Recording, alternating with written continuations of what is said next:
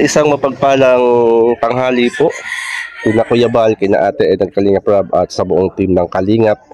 At mga Kalingap, andito po tayo sa isang barangay ng Pitogo, Quezon, Barangay Biga, Pitogo, Quezon. At tayo po ay meron po kukumustahin na isa pong senior citizen na babae. At atin po siyang punta po yung bahay po ni Nanay. Hello po, Nay. Magandang tanghali po sa inyo. Tanghali po naman. Nay, kumusta na po kayo? Awa ng Diyos po yung ayos naman. Kaka-recover na rin. Ilan taon na po kayo, Nay? 74 na po bukas. 74 bukas? Magbe-birthday pala kayo bukas. Ano nga pong pangalan niyo, Nay? Salome po. Si Nanay Salumi. Apelyido po? Borha po. Borha. Ayan, Nanay, birthday niyo pala bukas. Pa kayo ay pa? 74. Yan, ito pala si Nanay Salumi. Ay magbe-birthday po bukas. Kumusta na po kayo, Nanay Salumi? Awa ng Diyos po yung ayos naman. Ilan po ang inyo pong anak? 5 po. 5 ho. Nasaan po yung mga anak po ninyo ngayon? Ngayon po ay yung isa yung anak ng babae dito. Yung dalawa nasa Amonta, yung dalawa nasa Candelaria. Magkakahiwalay ano po? At may mga hanap buhay. Ang kagandahan po, Nanay, ay may kasama kayong anak dito. Na anumang oras ay meron kayong matatawagan, malalapitan, ano po. At Nanay, nabalitaan ko po na ang inyo pong brother husband ay sumakabilang buhay na.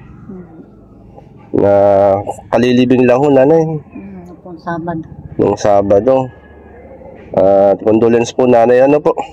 Kumbaga magbe-birthday kayo, baka ito yung birthday ninyo na hindi siya kasama. Ano? Yan, di bali, ang mahalaga po ay ano. Napayak sa si Nanay.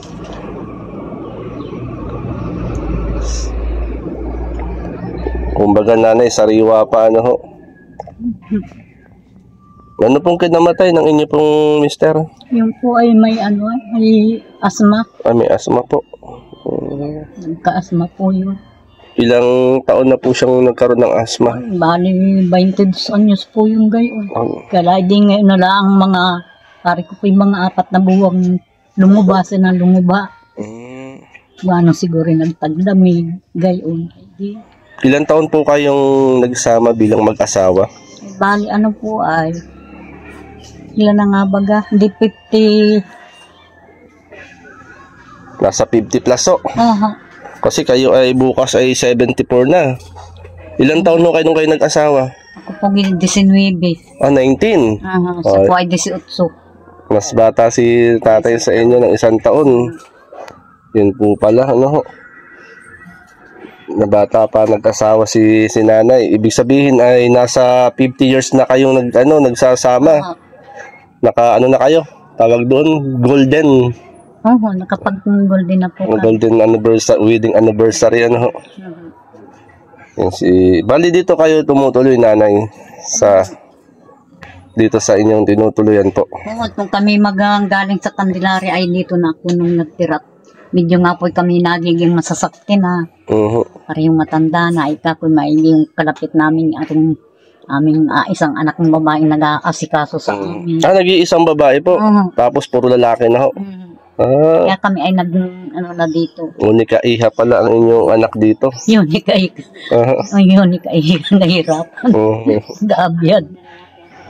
Yung pala, ano. Bali, Nanay, dito kayo natuloy ng inyo pong namayapang asawa. Ito po mga Kalingap, si Nanay Salumi. Si Nanay Salumi po ay kababalo lamang po pala at kalilibig lang ng kanyang mister. At dito po kayo natuloy ng inyo pong asawang namayapa, Nanay. Si Nanay. At Nanay, kayo po bilang isang senior citizen, may natatanggap naman po kayo sa ating pong gobyerno. Meron naman po. Ay, salamat. Ano ho? Ayuda. Mga ayuda. Ang tawag doon yung sa senior citizen po. Yung mga payout. Pero yung payout naman po, hindi naman po buwan-buwan yun, ano ho? Ay, hindi. may nasusunod po ay sabi quarter. Samantalang hindi naman po nasusunod. Hindi naman na ano. Isan nga po yung siyam na buwan. Siyam na buwan ho. Hindi kami nagka-payout. Ilang ano po yun? Magkano naman po yun? Bali po sabi nung ano ay 500. Di 500. Ang isang buwan. Tapos ay sabi nga po ngayon ay magiging 1,000 na raw sa isang buwan. Maganda ano. Hindi pa rin naman na. Kumbaga ay malaking tulong po yun kapag nangyari po yun, nanay, ano. Kumbaga ay pambili na ninyo. Wala ng gamot. Ng gamot. Ng maintenance. Nagme-maintenance na po kayo. Kasi nanay, na ano ko pa sabi nyo, medyo malabo na inyong paningin. Malabo nga po. Kumusta naman po yung inyo pong ano, yung paningin nyo ngayon? Ayun yan, ganyan po talaga yung ano. Naaninaw niyo po ako? Naaninaw po, kaya lang po hindi ko na masyadong ang ano. Hindi niyo kumamukha na, yung ganun ho? Hindi na po. Blurred po siya, parang ganun. Ilang taon na po nanay na ganyan inyong paningin? Ay bali lang naman po, hindi naman mula pang pari ko may ano ay 3 taon na gayon. 3 taon na ho. So, nanay, naano ko kayo dito nanay, nakahiga kayo dyan sa duyan niyo, parang ang lalim ng iniisip ninyo. Hindi po, pahingahan ko arit dahil ako po'y ang ganito ko ay parang aliwan ko na yung nakahiga ako dito. Ano ko yung isun ko yung katawan ko. Kumbaga, inirelax po ninyo ano po, ang inyo pong katawan. At kumusta naman po dito sa inyo pong tinutuloyan, nanay?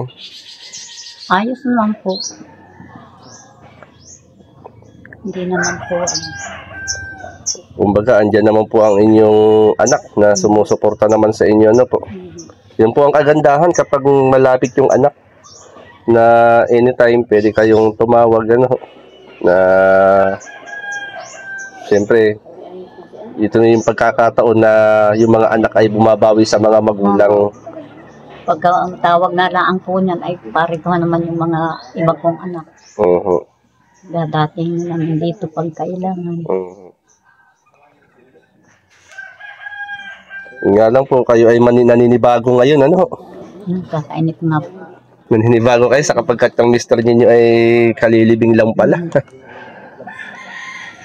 Mahaba-habang panahon kayo nagkasama. Yun po pala ang sitwasyon at kalagayan ng buhay ni Nanay Salome. Bukas ay magdiriwang ng kanyang kaarawan. And happy birthday po, Nanay. Salamat. Anong handa po bukas?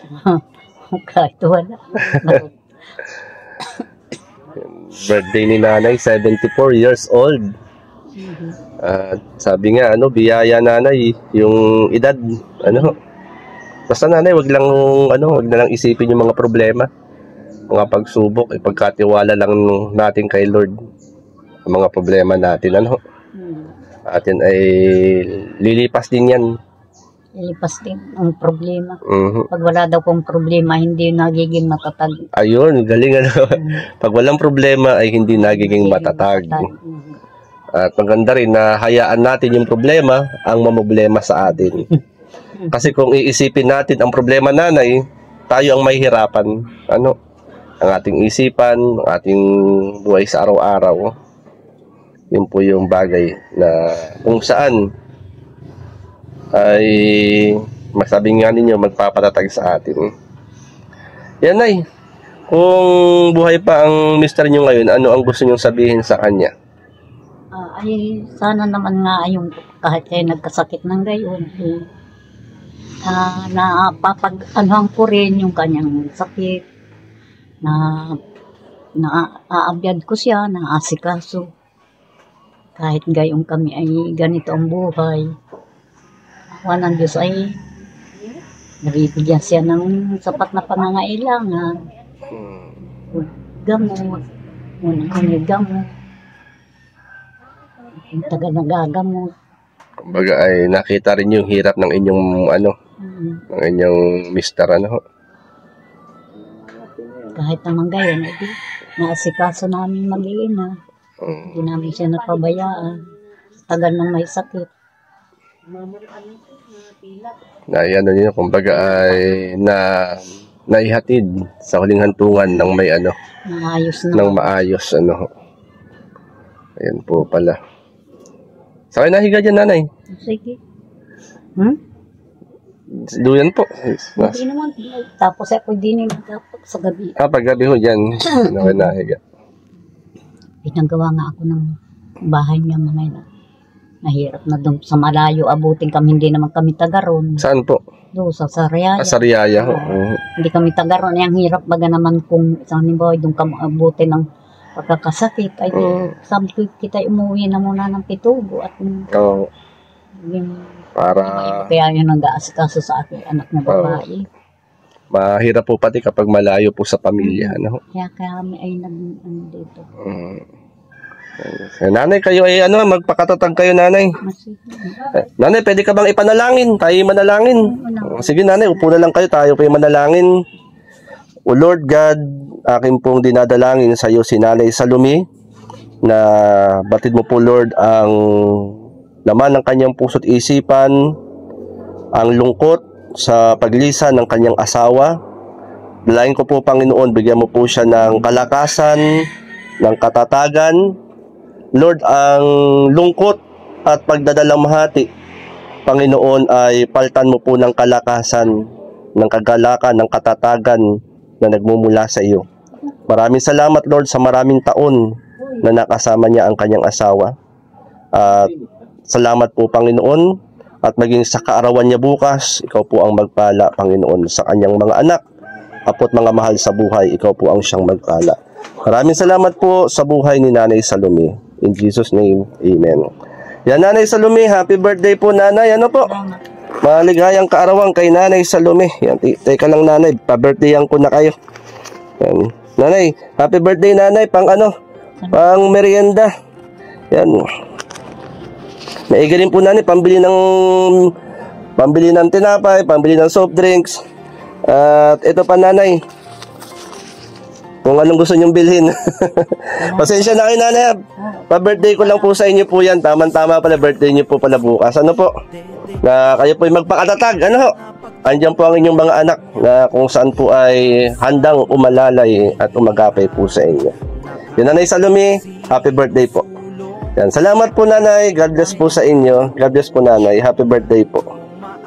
Ayan, mga kalingap, atin pong nakilala si Nanay Salome Borja dito po sa Barangay Biga, Pitugo, Quezon.